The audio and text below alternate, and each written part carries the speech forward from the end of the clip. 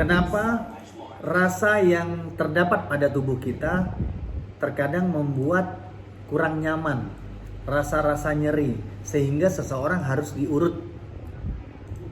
Namun, bagaimana caranya seseorang tidak diurut lagi dan tidak diurut lagi?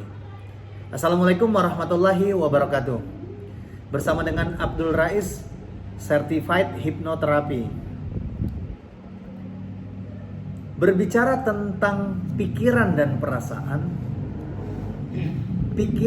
perasaan yang tenang, yang rileks, bisa membuat seseorang tidak nyeri di raganya, tidak nyeri di tubuhnya. Apa sih maksudnya? Terkadang begini, seseorang pernah diurut, pernah dipijit, saat itu ia merasakan fresh di dalam tubuhnya, merasakan nyaman dan lain-lain. Namun terkadang kalau pikiran dan perasaannya terakses pada level emosi yang rendah, seseorang biasanya menjadi stres, ototnya stres, pikirannya, membuat tubuh ini tidak nyaman dan ingin diurut lagi. Nah, sebenarnya apa sih yang harus dilakukan sehingga seseorang bisa nyaman secara pikirannya, nyaman secara perasaannya? Nah, segala sesuatu itu ternyata bagaimana kita merespon segala hal yang terjadi dalam kehidupan kita sehari-hari. Di dalam kita berbisnis, di dalam kita berkeluarga, di dalam kita kumpul bersama teman-teman, bahkan di saat kita apapun. Yang paling terpenting di saat kita melihat medsos, melihat informasi di TV.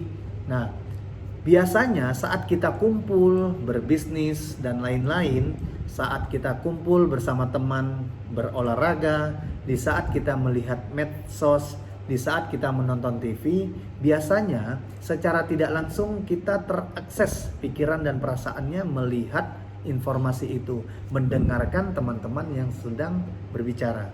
Nah, biasanya kalau seseorang belum terbiasa menerima informasi yang negatif, informasi yang menakutkan, seseorang akan menjadi takut.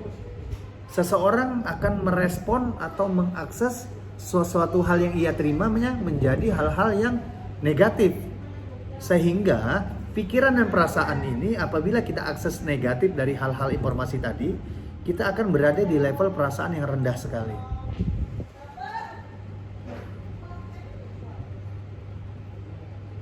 Nah, level perasaan yang rendah ini ternyata bisa membuat seseorang stres karena tidak tahu atau kebelumtahuannya ia dalam merespon segala sesuatu, sehingga pikiran dan perasaannya terakses hal-hal yang negatif. Caranya mudah. Kamu ketahui tabel emosi di samping ini. Bagaimana apabila kamu marah, kamu tingkatkan ke tingkatan selanjutnya. Apabila kamu malu, kamu tingkatkan ke lebih tinggi. Sehingga perasaanmu merespon segala sesuatu selalu berada di level ikhlas, di level power. Tabel perasaan ini sudah diteliti selama 20 tahun oleh Dr. Hawkins. Jadi seseorang bisa bertumbuh, seseorang bisa sehat, seseorang bisa maju, itu dikarenakan pikiran serta perasaannya berada di level yang mana.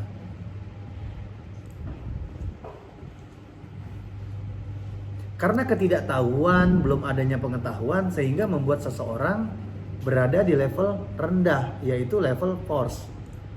Level emosi yang rendah sekali, seperti malu, khawatir, takut, dan lain-lain. Nah, bagaimana meningkatkan level perasaan kita menjadi power, menjadi ikhlas? Semua itu butuh pengetahuan, semua itu butuh ilmu-ilmu yang bisa memberdayakan pikiran serta perasaan kita untuk merespon segala hal yang terjadi di dalam hidup kita. Seperti apa? Seperti Bagaimana kita merespon suatu koruptor yang diberitakan di televisi? Terkadang karena ketidaktahuan informasi kita, ilmu kita, kita meresponnya dengan energi yang negatif. Contohnya, wah wajar aja dia, silahkan aja hukum dia dan lain-lain. Itu sebenarnya level perasaan yang negatif. Nah, bagaimana level perasaan itu tetap positif?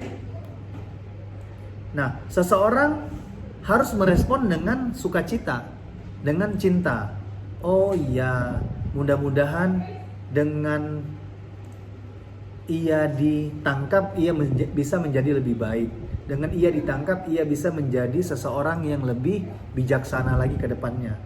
Nah, kalau kita merespon seperti itu, artinya kita mendoakan dirinya, sehingga doa yang kita utarakan ke dirinya datang ke diri kita. Sangat sederhana hidup ini dalam merespon segala hal. Semua tergantung diri kita, semua kita yang mengizinkan.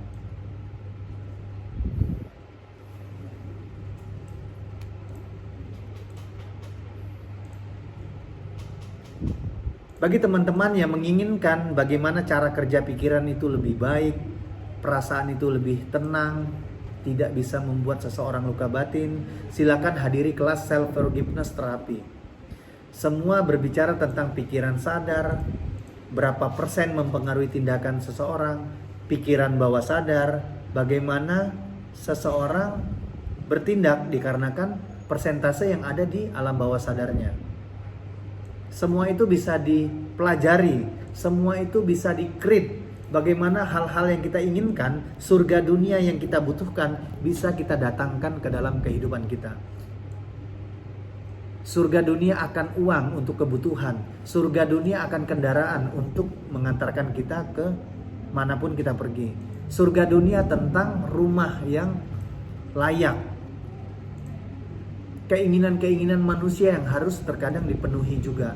Semua itu sebenarnya surga dunia yang bisa kita dapatkan. Semua itu tergantung pikiran serta perasaan kita. Bagaimana seseorang mempunyai pikiran yang positif? Bagaimana seseorang mempunyai perasaan yang positif sehingga ia termotivasi akan memori yang ada di alam bawah sadarnya. Jangan lupa like, comment, and share. Semoga bermanfaat. Wassalamualaikum warahmatullahi wabarakatuh.